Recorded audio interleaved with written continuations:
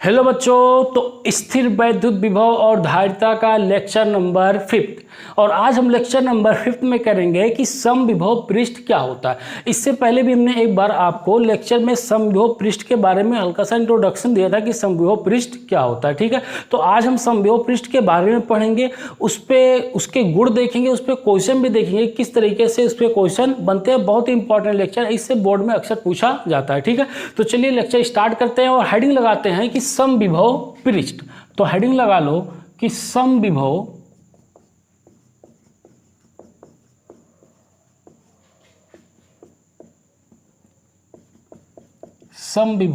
पृष्ठ। ठीक है, तो देखो हमने वहां पे बताया था कुछ इस तरीके से लिया था कि अगर एक कोई द्विध्रुव ले लिया था, एक यहाँ पे माइनस क्यू एक प्लस क्यू आवेश लिया था। थोड़ा सा याद दिला रहा हूँ, याद को थोड़ा सा कि यहाँ पे एक द्विध्रुव लिया था, एक माइनस क्यू और एक प्लस क्यू। इसके अक्ष के लंबवत एक हमने प्लेट ले लिया था, एक समतल ले लिया था। इस तरीके से लंब के इसके अक्ष के लंबवत हमने एक प्लेट ले लिया था। ठीक है, अब हमने ये कहा था कि इस प्लेट पर हर जगह विभव निकालोगे तो विभव कितना आता था, 0 आता था। तो हमने कहा था कि ऐसा पृष्ठ जिसके हर बिंदु पर विभव समान हो उसे हम क्या कहते हैं, समविभव पृष्ठ कहते हैं। कुछ इसी तरीके से बताया था कि ये हमारा द्विध्रुव है, ये हमारा एक प्लेट, जैसे देखो ये हमारा द्विध्रुव बना हुआ है, ये मान लो ये हमारा द्विध्रुव है, यहाँ पे हमने एक प्लेट ऐसे ले रखा है, यहाँ पे ऐसे ले रखा है, इस अक्ष के लंबवत एक प्लेट ले रखा है। अगर यहाँ से अगर मान लो मैं प्लेट पे यहाँ पे विभव निकालना हो तो इस बिंदु से जितना विभव इधर होगा उस बिंदु से उतने विभव यहाँ पर होगा। विभव दोनों बराबर होगा, एक माइनस है एक प्लस है तो क्या हो जाएगा, 0 हो जाएगा। और 0 होने की वजह से 0 हो जाएगा यहाँ पे। तो हर जगह जो विभव आया था वो विभव हमारा कितना आया था, 0 आया था हमने। तो वहां पे बताया था कि ऐसा पृष्ठ जिसके हर बिंदु पर विभव समान हो उसे हम क्या कहते हैं, समविभव पृष्ठ कहते हैं। तो वही उसकी यहाँ पर डिफिनेशन है। तो डिफिनेशन लिख लो, इसके कहता है कि वैद्युत क्षेत्र में स्थित वैद्युत क्षेत्र में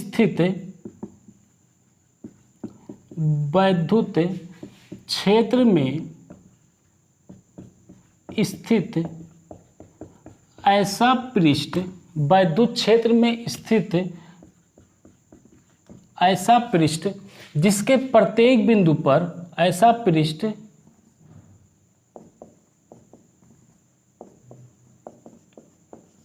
जिसके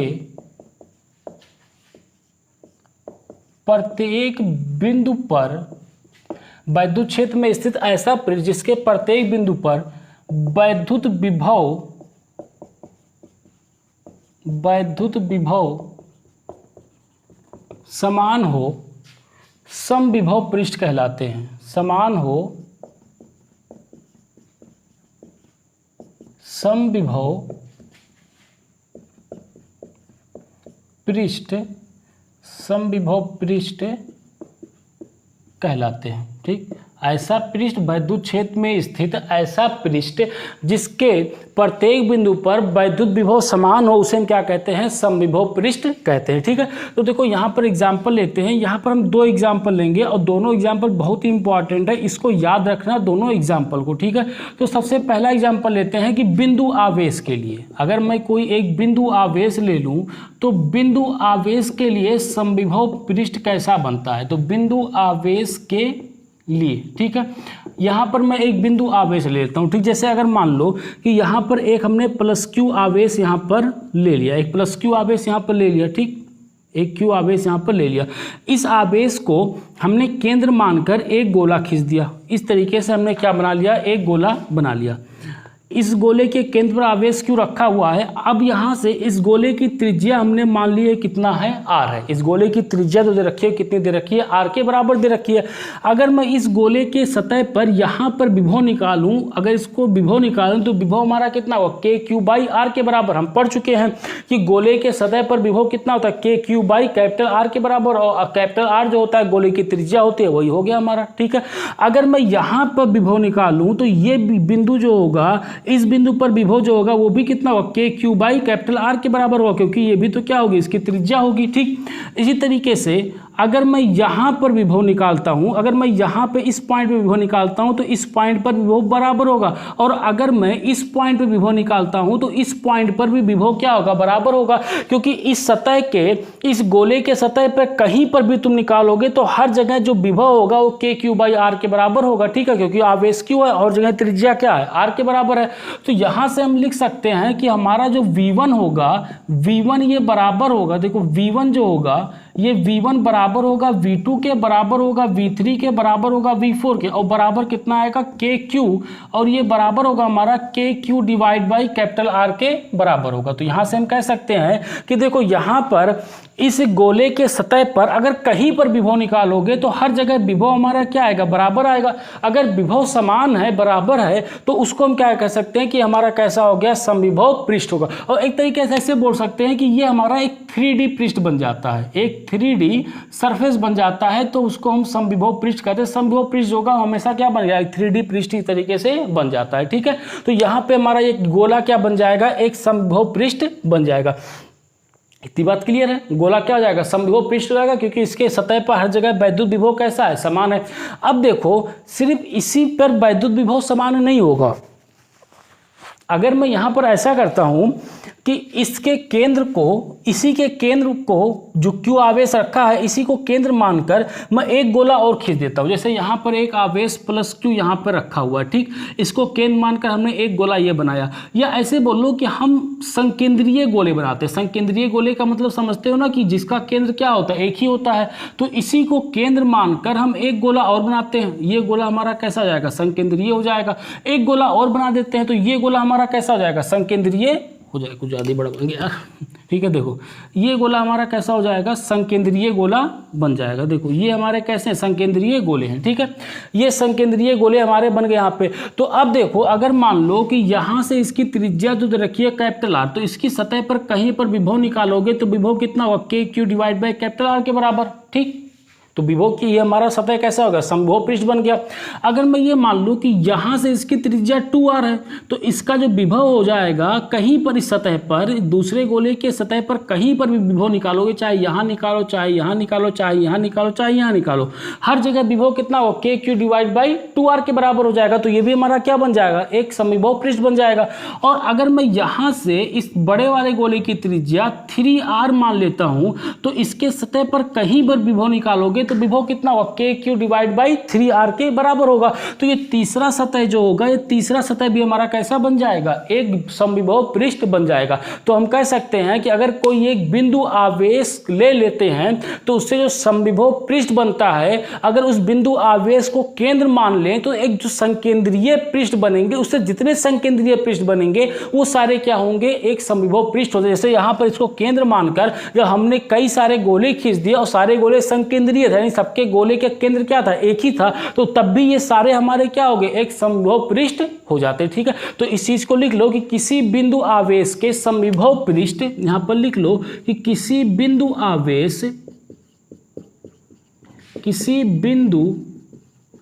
आवेश का समविभव पृष्ठ, किसी बिंदु आवेश के या किसी बिंदु आवेश का समविभव पृष्ठ, उस बिंदु आवेश को केंद्र मानकर, उस बिंदु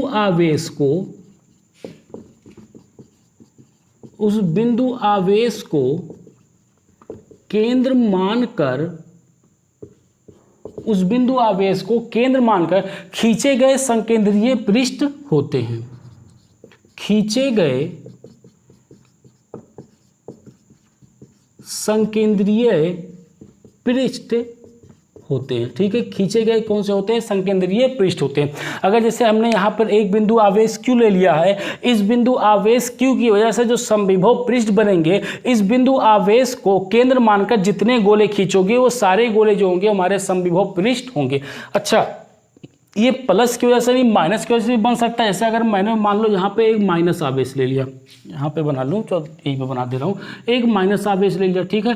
तो इसकी वजह से एक गोला हमने ये ले लिया, ठीक, दूसरा गोला हमने ये ले लिया, तीसरा गोला हमने यहाँ पर ये ले लिया। तो ये सारे गोले जो होंगे वो हमारे कैसे होंगे, समविभव पृष्ठ होंगे। अच्छा यहाँ पे देखो, अगर मैं यहाँ पे लिखना चाहूँ तो इसको 100 वोल्ट लिख दूंगा तो ये कितना होगा, 80 वोल्ट हो जाएगा। ये हमारा कितना जाएगा, 60 वोल्ट हो जाएगा। क्योंकि हमें पता है कि वैद्युत क्षेत्र की दिशा में जैसे जैसे आगे बढ़ते हैं विभव क्या होता है, कम होता चला जाता है। देखो यहाँ पे 100 वोल्ट था, फिर 80 हो गया, फिर कितना हो गया, 60 के बराबर हो गया। अच्छा यहाँ पे एक खास बात ये और देख लो कि जैसे हमने पहले और दूसरे गोले के बीच की दूरी छोटा बनाया है और यहाँ पे दूरी बड़ा बना दिया है, ये जान के बड़ा बनाया है। क्योंकि ये एक्चुअल में ऐसा होता है कि अगर मैं 3 संकेंद्रीय गोला ले लेता हूँ तो पहले 2 गोलों के बीच की दूरी के मुकाबले दूसरे और तीसरे गोले के बीच की दूरी थोड़ी ज़्यादा होगी। अगर मैं कोई एक चौथा गोला बना दूँ तो चौथे गोले के बीच, तीसरे और चौथे गोले के बीच की दूरी और दूसरे और तीसरे गोले के बीच की दूरी से थोड़ा सा ज़्यादा होता है। ये ऐसा होता है, ठीक है। तो इसीलिए हमने ये दूरी यहाँ पर बड़ा बना रखा है, दूरी ज़्यादा करते हैं। इस चीज़ को ध्यान रखना बनाते समय, तो इससे थोड़ा सा और क्लियरिटी आ जाती है, ठीक है। चलिए तो इसको नोट कर लीजिए। तो पहला हमारा ये एग्जाम्पल हो जाएगा कि अगर कोई भी बिंदु आवेश लेते हैं, नोट कर लिया, कोई भी बिंदु आवेश ले लेते हैं तो उसके बिंदु आवेश को केंद्र मानकर जितने भी गोले खींचे जाएंगे, संकेंद्रीय गोले खींचे जाएंगे, वो सारे कैसे होते हैं, समविभव पृष्ठ होते हैं, ठीक है। अच्छा अब इसी में देखो कि अगर दूसरा एग्जाम्पल लेते हैं इसका, कि जैसे दूसरा एग्जाम्पल ले लो, यहाँ पे लिखते हैं कि रेखीय आवेश के लिए, तो हमने बिंदु आवेश के लिए ले लिया और एक हमने लेते हैं रेखीय आवेश के लिए।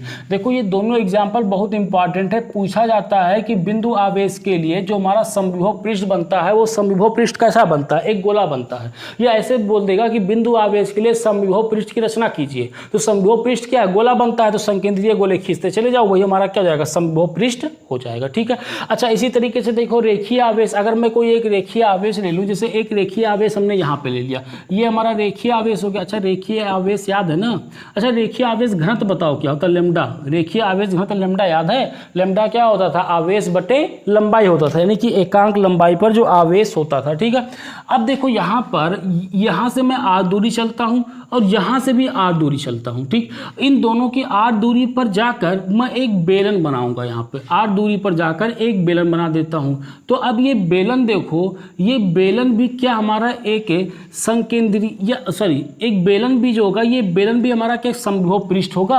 अच्छा यहाँ से r दूरी पर अगर मैं यहाँ पर वैद्युत क्षेत्र पूछूं तो वैद्युत क्षेत्र कितना होगा, वैद्युत क्षेत्र होगा हमारा λ/2 पाई एप्सिलॉन नॉट के बराबर होता है। वैद्युत क्षेत्र मैंने निकाल रखा है। तो देखो जितना विभव हमारा यहाँ पे 1 पे होगा उतना ही विभव हमारा 2 पे होगा, सेम विभव हमारा 3 पे होगा और सेम विभव हमारा कितना होगा, 4 पे होगा। तो इसको हम कह सकते हैं यहाँ से कि जो हमारा विभव होगा V1, जो हमारा विभव होगा V1, देखो विभव जो होगा विभव V1 ये बराबर होगा V2, बराबर होगा V3 और बराबर होगा V4 के। सारे विभव क्या है, बराबर हैं। कहीं भी विभव निकालोगे तो सब जगह विभव क्या है, बराबर, क्योंकि यहाँ से दूरी r दूरी, ये भी r दूरी और ये भी क्या है, r दूरी है। जैसे यहाँ पे देखो, यहाँ पे कि जैसे एक रेखीय आवेश हमने यहाँ पे, ये एक रेखीय आवेश हमने यहाँ पर ले रखा है, ठीक है। अब यहाँ पर हमने एक बेलन बना रखा है। देखो ये बेलन कैसा 3D होगा ना, तो एक बेलन बना रखा है। तो इस बेलन के किसी भी पॉइंट पर अगर यहाँ पर विभव निकालोगे तो विभव कैसा होगा, समान होगा। उतने ही दूरी पर यहाँ पे आओगे तो यहाँ पर उतना ही विभव मिलेगा। अगर यहाँ पर मिलोगे तब भी विभव यही होगा और यहाँ पर आओगे तब भी विभव होगा, क्योंकि इस अक्ष, इसको अक्ष मानकर हमने जो बेलन बनाया वो बेलन क्या है, समाक्षीय, यानी कि सबसे बराबर दूरी पर है। तो हमारा ये बन जाएगा बेलन। तो रेखीय आवेश के लिए जो हमारा यहाँ पे समविभव पृष्ठ बनता है वो कैसा बनता है, एक बेलन बनता है। क्या केवल एक ही बेलन बनेगा, ऐसा जरूरी नहीं है। हम एक बेलन ऐसा भी तो ले सकते हैं। चलो एक बेलन हमने यहाँ पे इस तरीके से ले लिया, लो एक बेलन हमारा यहाँ से बन गया, ये हमारा एक बेलन बन गया। एक बेलन हमारा ये होगा, जितनी दूरी ये है उतनी दूरी ये। देखने में तो नहीं लग रहा यार। अच्छा चलो चलो मान लेते हैं कि ये दूरी दोनों कैसे हैं, बराबर है, ठीक है। इसके अलावा और भी बेलन ले सकते हैं हम। थोड़ा सा इसको सही डायग्राम बनाऊँ। देखो एक बेलन हमारा ये बन जाएगा, या एक और बेलन इसी के अंदर लेना चाहूँ तो एक बेलन मैं यहाँ से ले सकता हूँ कि एक बेलन हमारा ये बन जाएगा। तो देखो कई सारे बेलन यहाँ पे बन सकते हैं। तो यहाँ पर हम लिखेंगे कि रेखीय आवेश के लिए समविभव पृष्ठ, देखो रेखीय आवेश के लिए समविभव पृष्ठ उस रेखीय आवेश को अक्ष मानकर, जो रेखीय आवेश है इसको अक्ष मानकर खींचे गए समाक्षीय बेलनाकार पृष्ठ जो होते हैं, तो बेलनाकार पृष्ठ हमारे क्या कहलाते हैं, समविभव पृष्ठ कहलाते हैं। ठीक है, तो इस चीज को यहां पर लिख लो। देखो एक नहीं बनते, कई सारे बेलन यहां पर बन सकते हैं। तो यहां पे इस चीज को लिख लो कि किसी रेखीय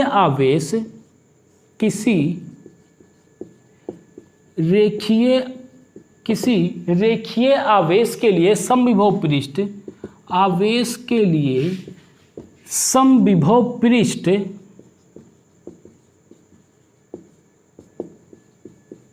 किसी रेखीय आवेश के लिए समविभव पृष्ठ उस रेखीय आवेश को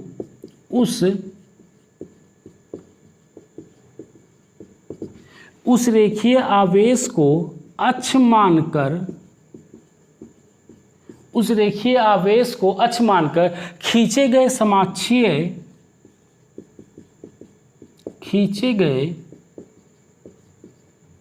समाक्षीय बेलनाकार पृष्ठ होते हैं। खींचे गए समाक्षीय बेलनाकार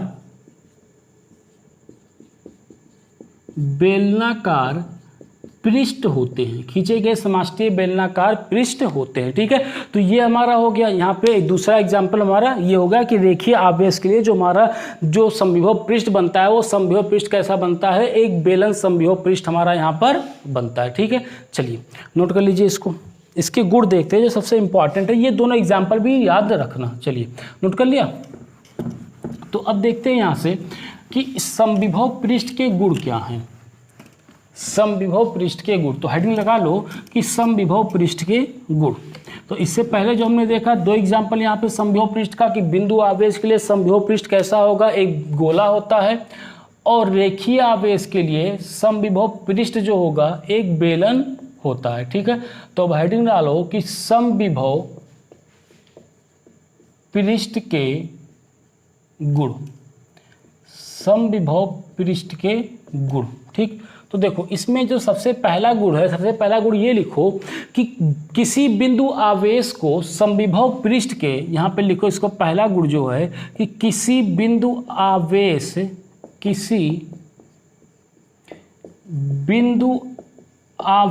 को समविभव पृष्ठ में एक बिंदु से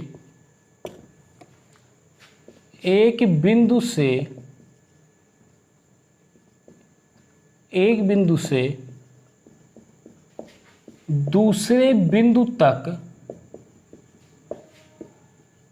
ले जाने में किया गया कार्य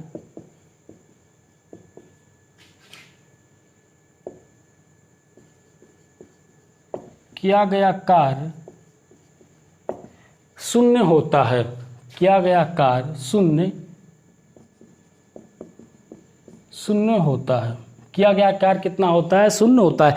या इसी को देखो ऐसे भी लिखा जाता है कि किसी बिंदु आवेश को समविभव पृष्ठ में एक बिंदु से दूसरे बिंदु तक ले जाने में वैद्युत बल द्वारा किया गया कार्य शून्य होता है। चाहे ऐसे देखो कई किताबों में ऐसा भी लिखा हुआ मिलता है, इसलिए बोल दिया यहाँ पे कि वैद्युत विभव द्वारा या वैद्युत बल द्वारा किया गया कार्य शून्य होता है। दोनों बातें एक ही है। ठीक है, तो जैसे देखो यहाँ पर एक हम समविभव पृष्ठ बनाते हैं, और समविभव पृष्ठ हम हमेशा इसी तरीके का बनाएंगे। जो हमारा समविभव पृष्ठ होगा वो समविभव पृष्ठ हम इसी तरीके का समविभव पृष्ठ यहाँ पर बनाएंगे। ठीक है, तो यहाँ पर एक बिंदु हम ले लेते हैं ए है, और एक दूसरा बिंदु जो है वो हमारा बी है। ठीक, दूसरा बिंदु हमारा बी है, इसकी जो बीच की दूरी है, इसके बीच की दूरी को हम मान लेते हैं कि ये हमारा dx के बराबर है। ठीक, यहाँ पर एक आवेश हमने क्यों रखा है, एक आवेश यहाँ पर हमने क्यों रखा है, इस आवेश को बिंदु ए से, देखो इस आवेश को बिंदु ए से बिंदु बी तक ले जाया जा रहा है। इस आवेश को बिंदु ए से बिंदु बी तक ले जाया, ये तो कह रहा है कि किसी बिंदु आवेश को समविभव पृष्ठ में एक बिंदु से दूसरे बिंदु तक ले जाने में किया गया कार्य शून्य होता है। यहां से यहां तक मैं ले जा रहा हूं। ठीक है, तो यहां से यहां तक ले जाने में कह रहा है कि किया गया कार्य कितना होता है, शून्य होता है। तो देखो यहां से अगर मैं विभवांतर लिखूं तो विभवांतर VA बराबर का वी ए से बी जा रहा है तो इसको लिखूंगा कि V B minus V A बराबर होगा W external divide by Q के बराबर होगा। अब हमें पता है कि जितना भी विभवांतर हमारा ए पर होगा उतने भी विभवांतर बी पे होगा, तो ये हमारा 0 के बराबर निकल जाएगा और W external divide by Q, तो डब्ल्यू बराबर जो हमारा निकलेगा यहाँ से, डब्ल्यू बराबर जो निकलेगा वो कितना जाएगा, 0 के बराबर आ जाएगा। तो वही तो कह रहा था ले जाने में किया गया कार्य कितना शून्य होता है, यानी एक बिंदु से दूसरे बिंदु तो ले जाते हो तो वहां ले जानते हैं हमें कोई भी कार्य करना नहीं पड़ता, कोई भी कार्य नहीं करना पड़ेगा, वो कार्य हमारा कितना होता है, शून्य के बराबर होता है। ठीक है, इतनी बात क्लियर है। अच्छा, यहीं पर देखो एक तरीके से इसको और समझते हैं कि जैसे हमने यहाँ पर एक गोला मान लिया, ठीक, यहाँ पर एक आवेश हम केंद्र पर एक प्लस क्यू आवेश रख देते हैं। ठीक है, अगर मैं एक क्यू नॉट आवेश यहाँ पर रखता हूँ तो इस क्यू नॉट आवेश पर, इस आवेश की वजह से, ये आवेश केंद्र पर रखा हुआ है, इस आवेश की वजह से इस पे लंबवत दिशा में क्या लगेगा, एक बल लगेगा, वो हमारा होगा एफ एक्सटर्नल, ये एफ वैद्युत बल के बराबर लगेगा। ठीक, अच्छा, इस जो हमारा क्यू आवेश है इसको यहाँ से लेकर यहाँ तक मैं लेकर आता हूँ। अब चूंकि ये गोला है और ये बिंदु आवेश है तो ये हमारा कैसा होगा, एक समविभव पृष्ठ होगा, एक समविभव पृष्ठ होगा। तो देखो इसको यहाँ से यहाँ तक लाने में जो वर्क करना पड़ेगा ये चीज़ हम यहाँ पर निकालते हैं। ठीक, तो देखो जब इसको निकालेंगे, अच्छा यहाँ पर देखो अगर मैं इस पॉइंट पर अगर मैं विस्थापन देखूँ तो विस्थापन जो होगा इसके इस तरीके से विस्थापन निकलेगा। ये हमारा विस्थापन मान लेते हैं कितना, छोटा सा विस्थापन dx के बराबर है, और ये विस्थापन जो होगा वो विस्थापन कुछ इस तरीके से होगा कि इस बिंदु पर परपेंडिकुलर होगा, यानी कि लंबवत निकलेगा। अगर मैं इसी आवेश को मान लो, ये आवेश यहाँ पर आ गया, ये आवेश हमारा क्यू नॉट यहाँ पर आ गया, तो इस दिशा में इस सतह के लंबवत इधर क्या लगेगा, एफ हमारा एफ एक्सटर्नल लगेगा, और छोटा सा जो विस्थापन होगा वो विस्थापन इस बिंदु के कैसे होगा, लंबवत होगा, बाहर लंबवत होगा, ये हमारा dx हो जाएगा, यानी कि इनके बीच का एंगल कितना बनेगा, 90 डिग्री। तो देखो ये कुछ इस तरीके से बन रहे हैं कि ये हमारा fe है और इधर हमारा ये dx है, और इनके बीच का एंगल कितना है, 90 के बराबर है। इनके बीच का एंगल कितना बना, 90 बन रहा है। यही तो है यहाँ पर कि देखो अगर इस पॉइंट पर जो हमारा वैद्युत बल लगेगा वो वैद्युत बल हमेशा कैसा लगेगा, लंबवत लगेगा बाहर की तरफ, और जो विस्थापन हो रहा है इस दिशा में, विस्थापन dx के बराबर है, और विस्थापन जो है इस पॉइंट पे कैसा है, टेंजेंशियली है, यानी कि बाहर की तरफ लंबवत निकला हुआ है। ठीक है, टेंजेंट बना रहा है, इस पॉइंट पे क्या बना रहा है, टेंजेंट बना रहा है, तो दोनों के बीच का एंगल कितना होगा, 90 डिग्री। तो यहाँ से वर्क का फार्मूला पढ़े हो, वर्क का फार्मूला क्या होता है, फोर्स इंटू डिस्प्लेसमेंट, यानी कि बल इंटू विस्थापन, बल डॉट विस्थापन होता है। तो जब इसको हम डॉट को हटाऊंगा तो W बराबर F D S cos theta के बराबर लिखूंगा। अब दोनों के बीच का एंगल कितना है, 90, तो वर्क बराबर कितना हो जाएगा, एफ डी एक्स कॉस 90, और कॉस 90 का मान कितना होता है, 0, तो वर्क बराबर कितना आएगा, 0 आ जाएगा। तो देखो यहाँ से भी हमारा क्या मिल गया, वर्क बराबर 0 मिल गया। तो हम कह सकते हैं कि यदि किसी बिंदु आवेश को समविभव पृष्ठ में एक बिंदु से दूसरे बिंदु तक ले जाते हैं तो वहां ले जाने में किया गया कार्य शून्य होता है, कोई भी कार्य हमें करना नहीं पड़ता। आप चाहो तो इस तरीके से समझ लो, यहाँ से विभवांतर वाले तरीके से, और चाहो तो इस तरीके से समझ लो वर्क वाले फार्मूले से, क्योंकि यहाँ पे जो हमारा बल लगेगा वो लंबवत बाहर की तरफ बल लगेगा, और यहाँ पर जो विस्थापन होगा इस पॉइंट पर, विस्थापन जो पॉइंट होगा वो स्पर्शी रेखा होगा, टेंजेंटली होगा, यहाँ पे टेंजेंट के तरीके से निकलेगा, तो इनके बीच का एंगल कितना बनेगा, 90 डिग्री। अगर तुम इसी आवेश को देखो, अगर तुम ज्यादा देखना चाहो तो इस आवेश को यहाँ से मान लो मैं खसका के यहाँ तक लेके आता हूँ। ठीक, अब चूंकि ये समविभव पृष्ठ है तो यहाँ पे कोई भी बल नहीं, कोई भी कार्य नहीं होना चाहिए। तो अगर मैं यहाँ पे मान लो यहाँ पे क्यू नॉट आवेश आ गया तो इस पे जो बल लगेगा ये बल बाहर की दिशा में एफ इस तरीके से लगेगा, और इस पॉइंट पर हम विस्थापन देखेंगे कि विस्थापन कितना होगा, तो विस्थापन इस दिशा में होगा dx, और फिर इनके बीच का एंगल कितना बन जाएगा, 90 के बराबर बन जाएगा। तो यहाँ से एफ डॉट ds लगाओगे तो cos 90 का मान 0 और वर्क डन कितना आ जाएगा, 0 के बराबर आ जाएगा। ठीक है, चलिए नोट कर लीजिए इसको, फिर नोट कर लिया यहाँ तक हो गया, नोट कर लिया ना। चलिए देखते हैं इसकी दूसरी प्रॉपर्टी, देखते हैं कि दूसरी प्रॉपर्टी क्या है।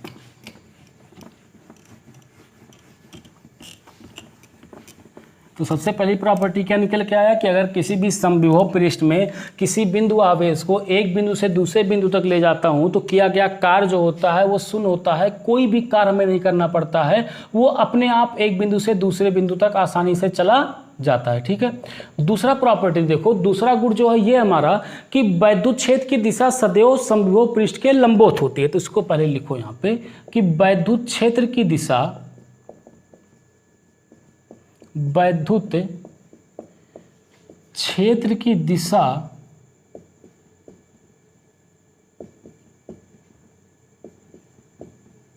वैद्युत क्षेत्र की दिशा सदैव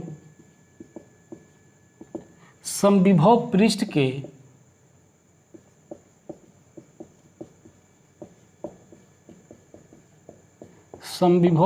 के लंबवत होता है। समविभव पृष्ठ के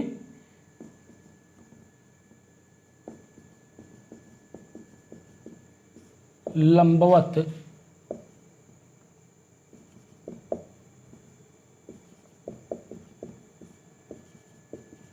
समविभव पृष्ठ के लंबवत होता है। कह रहा है कि वैद्युत क्षेत्र की दिशा जो होगी वो सदैव समविभव पृष्ठ के कैसी होगी, लंबवत होगी। अब इस चीज़ को समझते हैं। देखो यहाँ पे हमने फिर उसी तरीके से एक वैद्युत क्षेत्र यहाँ पर बना लिया, ठीक, सॉरी वैद्युत क्षेत्र नहीं, समविभव पृष्ठ बना लिया यहाँ पे, ठीक है। एक हमारा समविभव पृष्ठ, इसी तरीके से हमने समविभव पृष्ठ यहाँ पर बना लिया, ठीक है।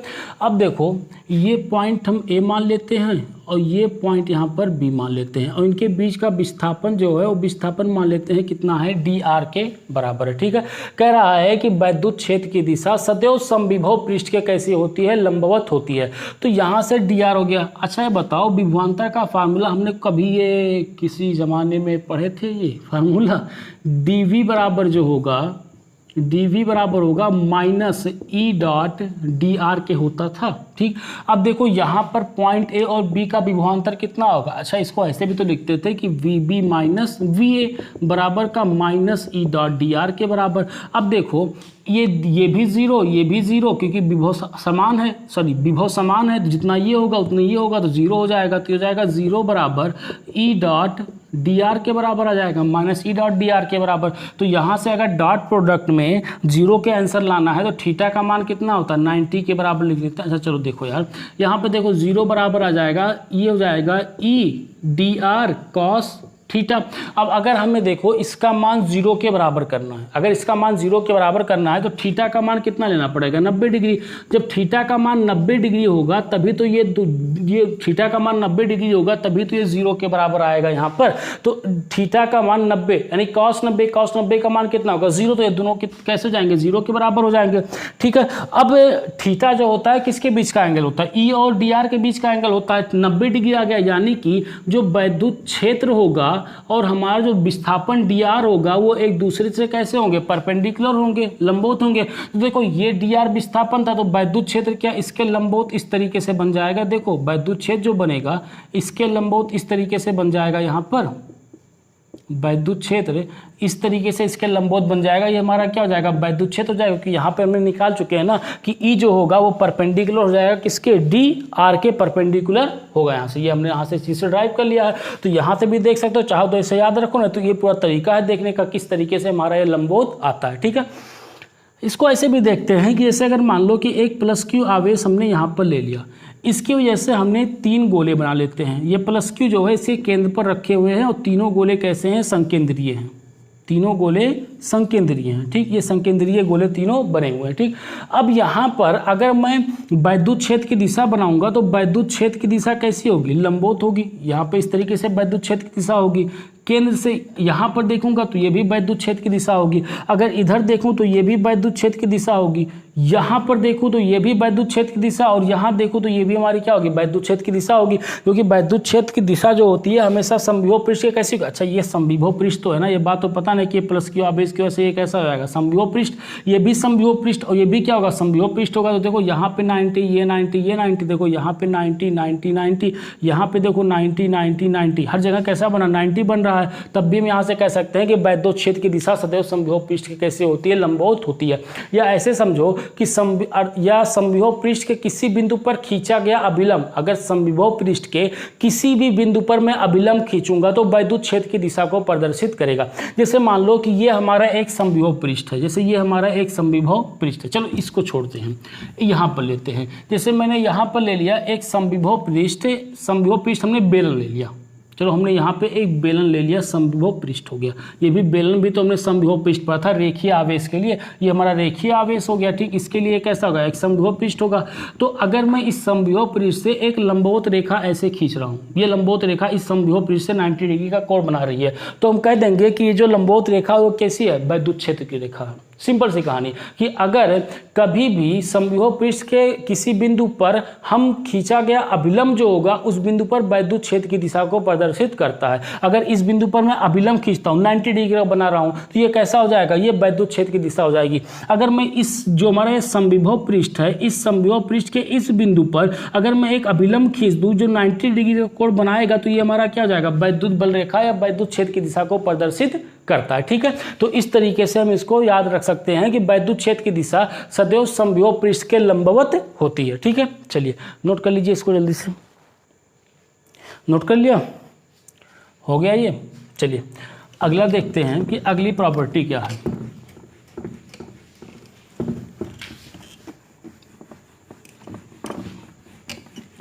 देखो तीसरी प्रॉपर्टी हमसे ये कह रहा है कि दो समविभव पृष्ठ कभी एक दूसरे को नहीं काटते हैं। तीसरी प्रॉपर्टी ये कह रहा है हमसे कि दो समविभव पृष्ठ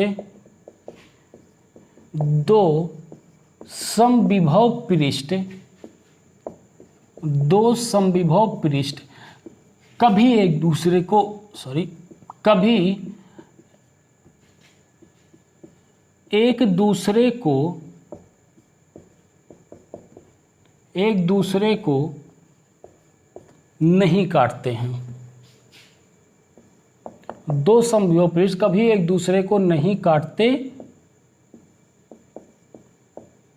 काटते हैं। दो समविभव पृष्ठ कभी भी एक दूसरे को नहीं काटेंगे। ठीक है, इस चीज को जरा यहाँ पे समझते हैं कि क्या कह रहा है कि अगर काट देंगे तो क्या हो जाएगा। जैसे मैंने एक समविभव पृष्ठ यहाँ पे बना लिया, ये हमने एक समविभव पृष्ठ यहाँ पर बना लिया। ठीक, दूसरा समविभव पृष्ठ हम यहाँ पे बना लेते हैं कि जो दूसरा समविभव पृष्ठ है वो दूसरा समविभव पृष्ठ हमारा ऐसा है।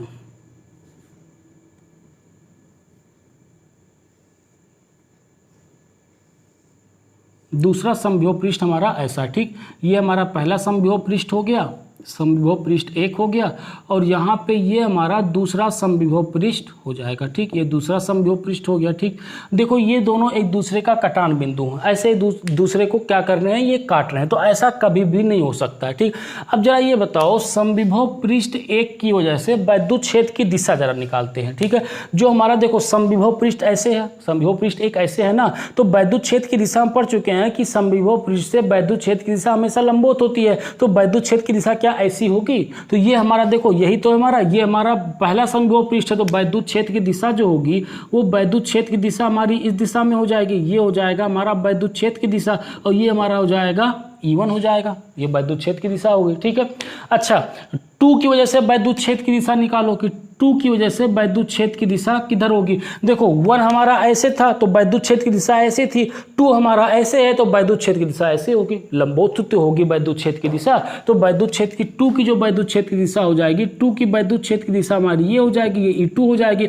तो अब जरा एक बात बताओ, जिस बिंदु पर ये दोनों एक दूसरे को प्रतिच्छेद करते हैं, अगर मैं उस बिंदु पर देखूं तो उस बिंदु पर क्या हमें दो वैद्युत क्षेत्र की रेखाएं दिख रही हैं, यानी दो वैद्युत क्षेत्र की दिशाएं दिख रही हैं। यहाँ पे देखो जहां पे ये दोनों एक दूसरे को प्रतिच्छेद करती थी, देखो ऐसे है, ये दोनों एक दूसरे को क्या कर रही हैं, प्रतिच्छेद कर रही हैं। ठीक है, तो प्रतिच्छेद कर रही हैं तो देखो ऐसे ही तो है, ऐसे दूसरे को प्रतिच्छेद कर रही है यहाँ पे। तो ये जो पहला वाला पृष्ठ है समविभव पृष्ठ, इसकी वजह से वैद्युत क्षेत्र कैसा होगा, यहाँ पे होगा इस डायरेक्शन में, और जो दूसरा वाला वैद्युत क्षेत्र है इसकी वजह से समविभव पृष्ठ किधर होगा, इस डायरेक्शन में होगा। तो देखो एक ही बिंदु पर हमें एक ही पृष्ठ पर हमें दो वैद्युत बल रेखाओं की दिशा मिल रही है, जो कि क्या है, असंभव है। ऐसा कभी भी नहीं हो सकता, ऐसा कभी भी नहीं हो सकता है कि एक ही बिंदु पर हमें दो वैद्युत क्षेत्र की रेखाएं या दो वैद्युत बल रेखाओं की दिशा मिल जाए। ठीक है, तो इसीलिए हम कहते हैं कि दो समविभव पृष्ठ कभी एक दूसरे को प्रतिच्छेद या काटते नहीं है। तो चाहो तो इस बात को लिख लो कि यदि ऐसा होगा, अच्छा ये समझ में आए तो ना हम क्या कह रहे हैं। ठीक है, तो लिख लो इसको कि यदि ऐसा होगा तो एक ही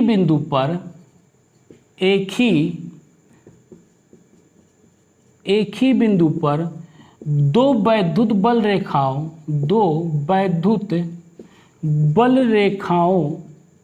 या दो वैद्युत क्षेत्र, चलो दो वैद्युत बल रेखाओं की दिशा, एक ही बिंदु पर दो वैद्युत क्षेत्र की दिशा, ऐसे एक ही बिंदु पर दो वैद्युत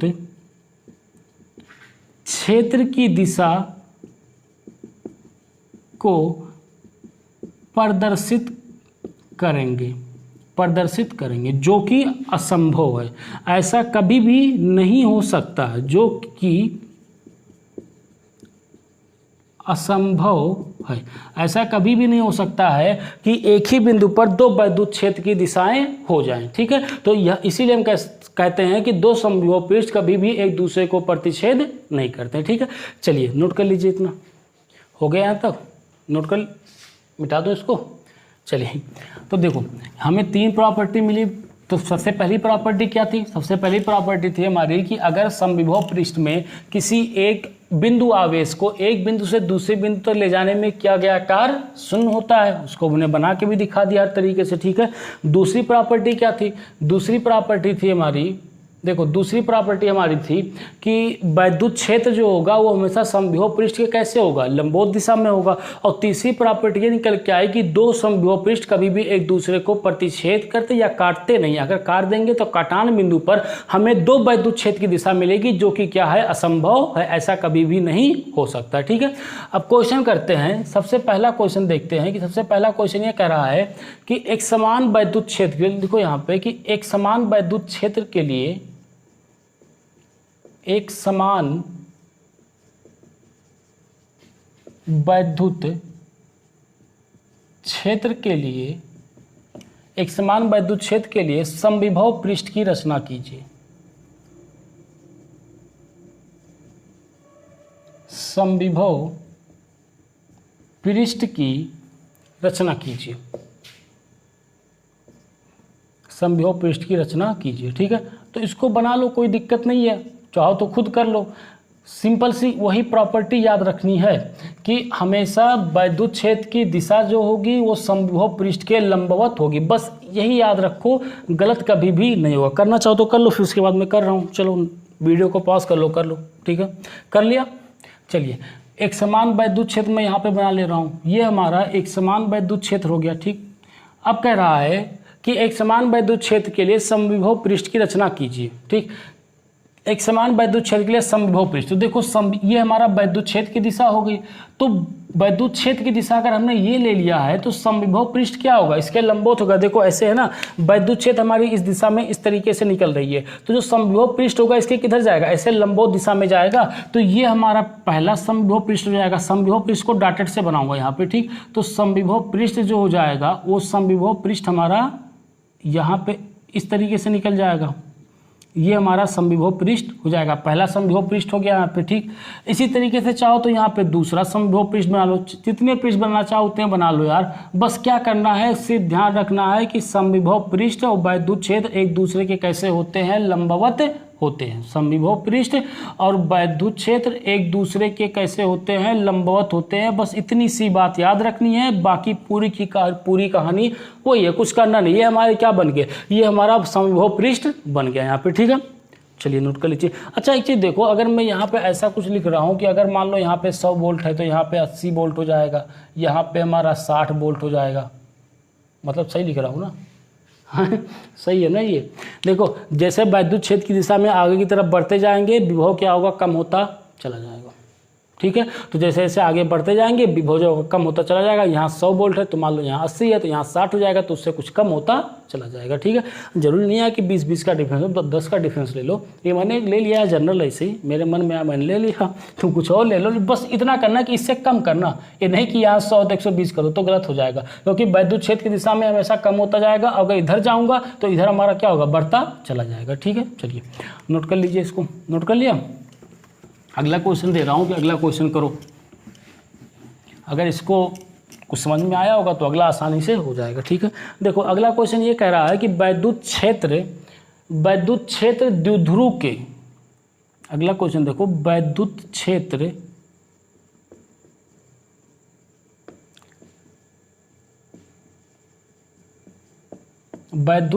द्विध्रुव के लिए समविभव पृष्ठ की रचना कीजिए।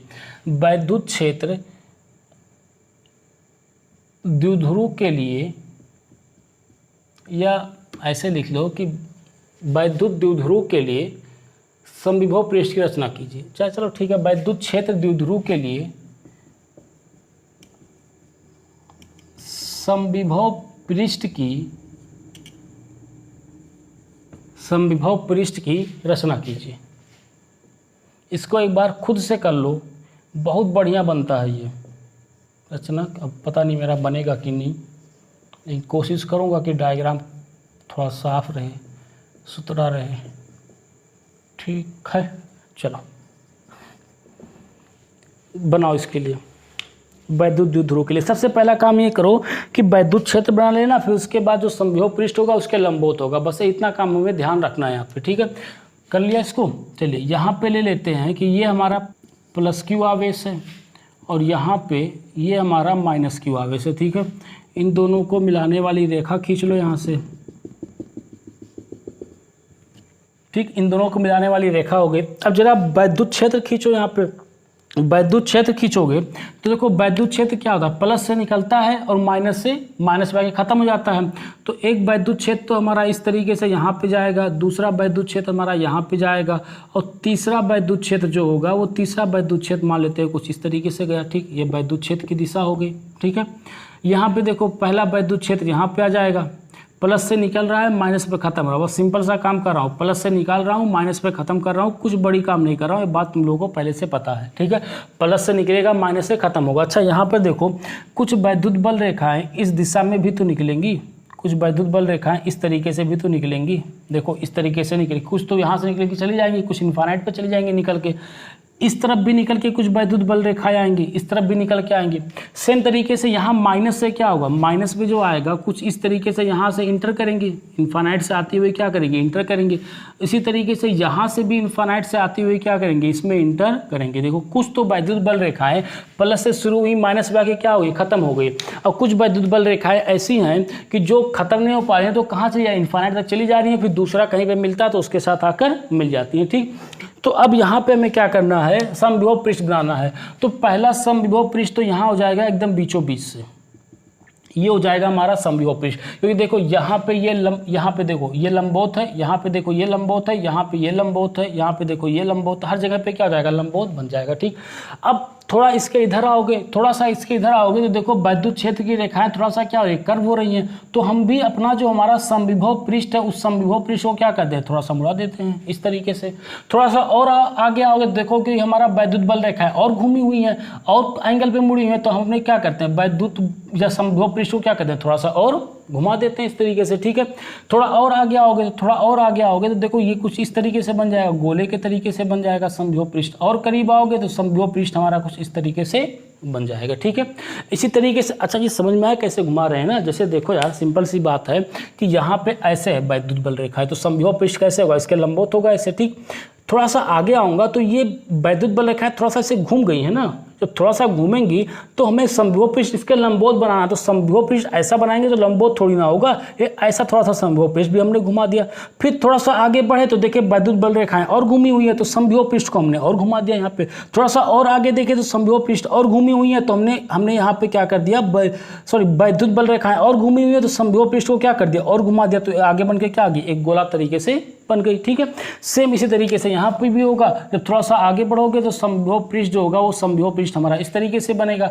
और आगे बढ़ोगे तो समविभव पृष्ठ थोड़ा सा और कर्व होता चला जाएगा। और आगे बढ़ोगे तो समविभव पृष्ठ जो होगा वो समविभव पृष्ठ हमारा कैसा हो जाएगा, एक गोलेकार रूप में हो जाएगा। और आगे बढ़ोगे तो इस तरीके से बन जाएगा। ठीक, और आगे बढ़ोगे तो इस तरीके से बन जाएगा। तो द्विध्रुव के कारण जो होता है इस तरीके से हमारा समविभव पृष्ठ बनता है। ठीक है, चलिए समझ में आ रहा है कैसे कर रहे हैं, इसको बना रहे हैं यहाँ पे।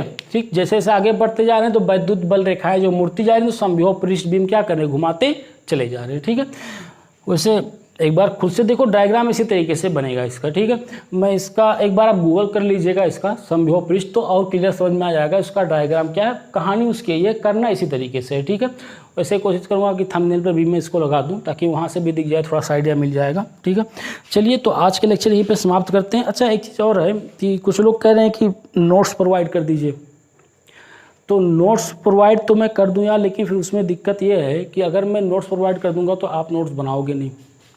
तो अपना नोट्स खुद बनाओ, क्योंकि जो अपना नोट्स आप बनाओगे ना उसको आपको पता रहेगा कि मैंने क्या चीज़ कहाँ पे लिखी हुई है, ये आपको कुछ ना कुछ थोड़ा बहुत याद रहता है।